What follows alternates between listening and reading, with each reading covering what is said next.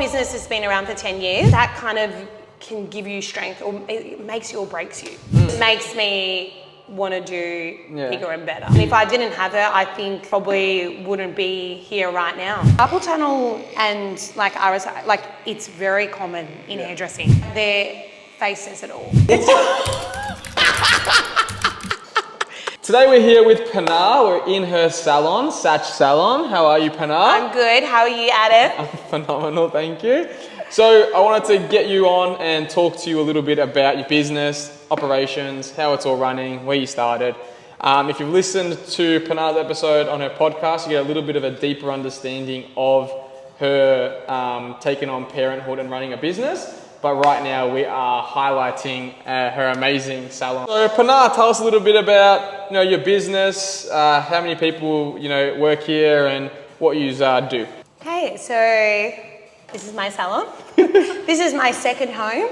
I have been here for about 9 years in this location, and I have 3 staff members. Beautiful. And yeah, myself and I work 3 days a week. And since I've had my second, and I love it. It's like really, really good work-life balance. Yep. I think after 9 years building up my clientele, I'm at a stage where it's going really well, and we love our clients, and amazing. It's amazing. And what services do you currently provide? Like, who is your main target base besides, shaving masks, besides me? So when I first started hairdressing, a lot of hairdressers were doing male and female, but I think now that there's a lot of barbers around, hairdressers really don't do a lot of men. I do because I'm old school. I've been doing this for a really long time, so my specialty was men's haircuts, where I was previously, but we do a lot of women's hair. We specialise in foils, cuts, we do everything. We do extensions, we do foils, we do colour, we do cuts, we do styles. And what's your favourite service to provide? I think styling. Styling is really good because you can be really creative. But a lot of like colours, foils, balayage. Love all that. You know what I'm talking about. Yeah. I know exactly what you're talking about. I get it myself. I'm kind of an all-rounder. I really love everything. Yeah. It just depends. I love a challenge as well. So. All right. What about shaving a bald head? Is that enough of a challenge for you? It's a really big challenge. I thought it might be. That's why we're here today. Really big challenge. Yeah. Beautiful. So, Pinar, you're a mother of 2. Take us a little bit through, running your business, kind of where you started, just a little bit of a timeline when you had your kids and where you are now. So I know you started in Collingwood, but before that you were... Before that I was hairdressing for 10 years at a salon in Carlton. I moved from the country to Melbourne. That's right. And that was a huge step for me because I was 21 at the time, and I wanted to do more with my hairdressing, and I just couldn't get to where I was when I was living in the country. Shout out to Mildura. Mildura. But I always wanted to move to Melbourne and, do more with my hairdressing. And so I was working 10 years there, loved it, learnt a lot. Was amazing. And then I thought I wanted to open a salon before kids. Didn't happen. Other things came up, and then we were in a position where we could open a salon, but at that time I had just had my son. So I was like, I don't think I'm ready to open a salon. But I think he inspired me to really he pushed me to open my own salon, and that's how it all started. Amazing. So started in Collingwood. But the whole business has been around for 10 years. 10 years. Honestly, when I think about that, like my son just turned 10 as well, so 10 years and then 10 years with the salon is absolutely crazy. But It's been true. Wow. Yeah, wow. So I've got 2 babies that turned 10. So 10-year-old son. And then your business. Yeah, so it's great. So take us behind the actual name. So it's Saç Salon. Yeah. It's spelt a bit different. Yes. But so yes, tell us. Saç, which is pronounced such, but it's SAC with a little bit of that. The little at the bottom. Which is the ch in the. It means hair. In Turkish. Amazing. So when we were coming up with the name, it was either peanuts or Saç. I'm not even joking. Peanuts. I was like, what are we going to call this salon? And my husband's like, what do we call it? Peanuts. It was a nickname for me growing up. And I was like, that's not happening. What's it actually? Peanut. Peanuts, Pinar. So right. People were creative. That's how it came about. I think that's cool. So my husband actually came up with it. And he said to me, what's hair in Turkish? And I said, Saç. And he goes, what about Saç Salon? Perfect. And I said, you know what?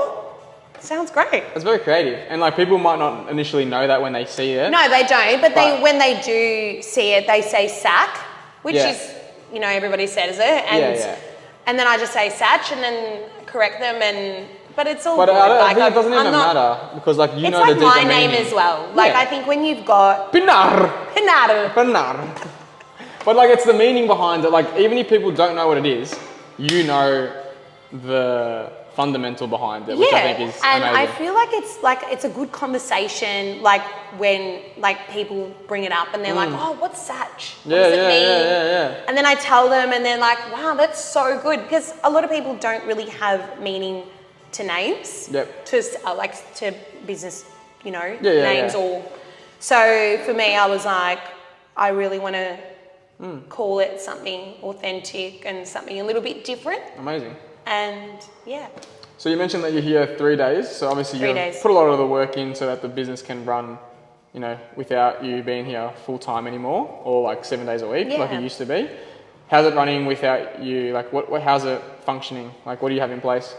I think support is pretty amazing. Like finding good staff is really a key. That's what I've learned a lot in 10 years of owning my own business. I do have my sister that is the other hairdresser here, / manager. She runs everything very smoothly.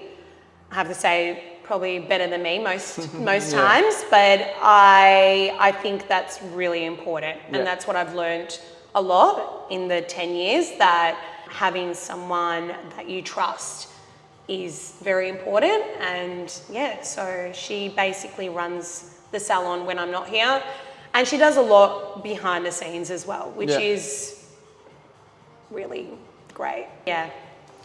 I can't put into words how much she does for me and my family, but she's been a big part of it.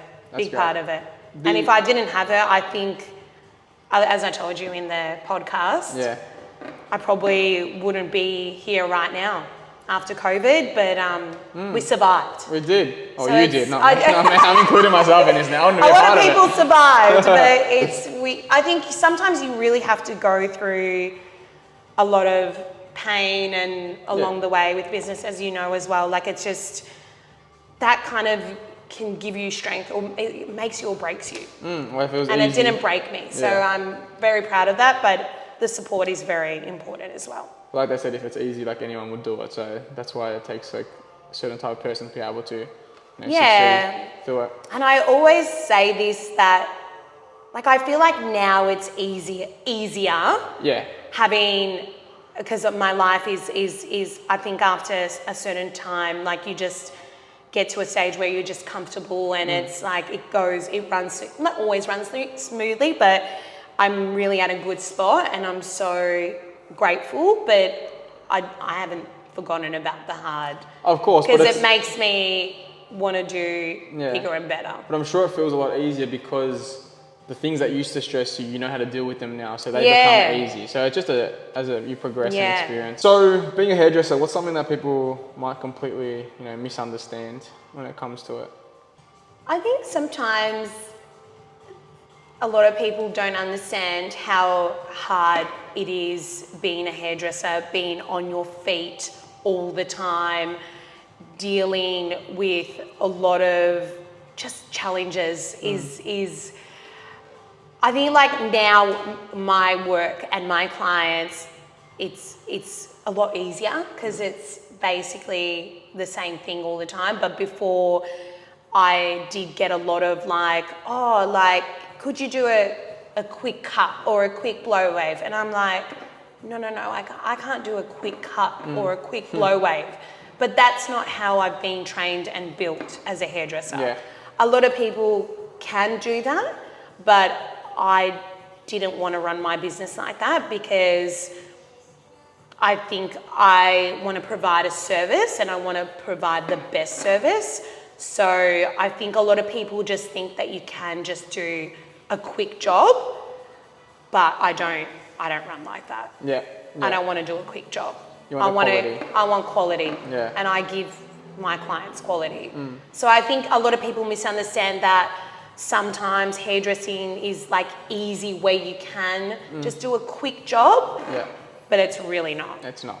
And I think, and like it's more than that. You'd also see a lot of different people, so you hear hairdressers are like therapists as well. Yeah. So you have to, how does it feel like taking on different people, you're taking on different personalities and having to constantly adjust? Like, how do you feel? How does that go? It's crazy. Yeah. But honestly, I love it. Yeah. Like, it's sometimes, you have, if someone's not happy and complaining, but I feel like now I'm at a stage where it's just all about communication, not getting angry, not getting like worked up about things. I feel like communication is really important in this industry, and even a consultation, like when someone comes in, a new client comes in, or anyone, and anyone's got a problem, just talk about it. And I feel like sometimes, obviously because some of my staff are quite young, and sometimes they get a little bit worked up, and I'm like, you know what? Just communicate and talk to them, and it'll be fine. And move on from it. But it's like everywhere, but and certain challenges in life. But I think like communication is really important. And you said you like to provide a quality service and a premium service. Is that where you have the confidence with what you charge? I'm not saying that you're charging ridiculous, but like, is that where your confidence comes from? Well, I feel like everyone's different, but I feel like in my salon, I charge a certain amount because of my qualification, and then Hattie will charge a certain, like she's only been doing hairdressing for 3 years. So she charges a little bit less than me. So your structure is based on the expertise so there's of the different person. tiers of skills in hairdressing. So I'm like the director owner. Been in the business for a while. She's a lot more experienced. I think because she's worked alongside me for a very long time, but her prices are a little bit cheaper than mine, but still not. I think because we're providing a quality service, we're using very good products. We charge accordingly to. We don't charge everyone the same. We charge accordingly to people's hair type, thickness, length, because I think that's fair in the industry. For sure. Yeah. You can't charge someone that's got really long hair like mine with someone that's got really fine short hair. Like mine. So I didn't want to say anything. we just So it's because I don't think that's fair. Yeah, of course. And I've learned a lot from the past that everyone where I used to work, it was always it was just a set price for everybody. And I was like, I don't want that in my salon. Yep.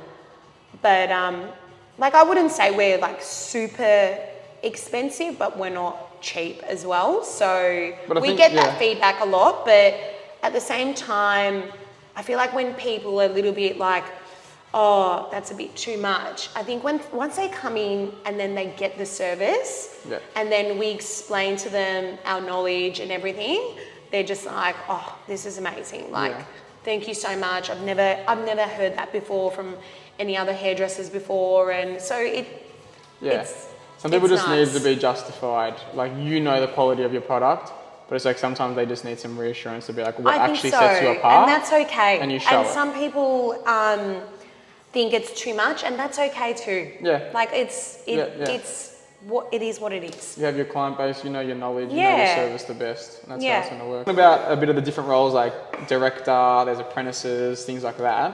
What kind of separates, I guess, someone from being able to last in the industry for long term and maybe not spending as much time in the industry, whether apprentices drop off really soon or they make it through? Like, what kind of separates that? Great question. Thank you. That is a really, like, I feel like during COVID was probably the hardest, and a lot of people dropped out either from their apprenticeship or just first year, second year. I feel like your first years, especially an apprentice, it's very hard. The pay is very low. It's a lot of like cleaning, a lot of hands-on stuff. Like, I appreciate apprentices so much because I've been there and I see how hard the work is and how hard you have to work until you can actually be on the floor. So I feel like if you, like, I could have given up a lot of times, but I think my passion was still there. And at times when I wanted to quit, where I was like, you know what, I love this. And I did do probably 2 jobs in, like, where I stopped hairdressing for a little bit. And I went and worked in an office for 2 weeks, and that's how long I lasted, 2 weeks in an office. And then I did a bit of retail for about 6 months. Great, loved it, but it just wasn't me. And that made me miss it even more. So I feel like a lot of people go through it because it is so hard being on your feet, dealing with people. It is hard, and a lot of people just quit and then just go elsewhere and do other things. I know a lot of people that have done that, but I feel like some people always go back to it as well. It's a trade that you can take anywhere with you. I think that's the power that we have, and it's great because people go overseas and do weddings, and you can travel and do, you know, weddings and hair, but it is I've seen a lot of people where they've been burnt out from hairdressing, and it could be a lot of things. It could be carpal tunnel, it could be not having the energy to stand up anymore. So it is quite hard, but I feel like if you really have the passion and you really love what you do, it comes out of your work, and it's push through. Push through. Amazing. Now, we want to show off your expertise a little bit. Unfortunately, I don't have long, luscious hair or anything, but just get you behind. Perfect. Give me some extensions. So I'm going to keep asking these questions, but we're going to be showing off your service. So we'll just probably swipe, and the video will be of us in our chairs. Amazing. Let's go. I've got quite a difficult hair that I need for you to, take care of. So, thank you. I know, right? I know. It might take about 3 hours. I know it's very thick and luscious. I'm ready for it. So, I kind of just want to ask a little bit about how you protect yourself in terms of like your physical, mental health. Obviously, you're using your arms and stuff a lot, throughout the process. So, tell us a little bit about, and you're speaking to a lot of different clients. So, what do you have in place to help yourself function for longevity in this industry? So I feel like as I'm getting older, I feel like it's getting harder. I think being on your feet a lot is quite challenging. So I do PT training with one of the best. It's like forced shower. I feel like just moving your body, eating well is really, really important. I do see a chiropractor as well. Yeah. So I feel like I need to get adjusted at least once a month, and I'm booked in once a month doing that. And that's really good. I feel like if I ever miss an appointment, I feel it straight away. So I think looking after your body is really important. Exercising, walking, all of that. And I have to say, like, touch wood, I haven't had any major concerns. Yeah. Because carpal tunnel and like RSI, like it's very common in hairdressing because you're obviously moving your hands a lot. Our hands are basically everything. So if we don't have our hands, it's quite hard. So doing that is important. Yeah, and I think like it's very surprising when I train a hairdresser like yourself. Your shoulders and arms are like strong. They're strong, but then sometimes I'm like, like I feel like if you're not doing anything, there was a stage where I wasn't doing any exercise or anything at all, and I could feel it more. Yeah. So if you're not looking after your body, you can't do it long term. And you'd say it's a key element. It's definitely you have to do it. Take care of your body. Yeah, take care of your body. So obviously styling is a part of your job. Is there any styles you really love? Styles that you wish were gone? Oh God. Yeah, tell me.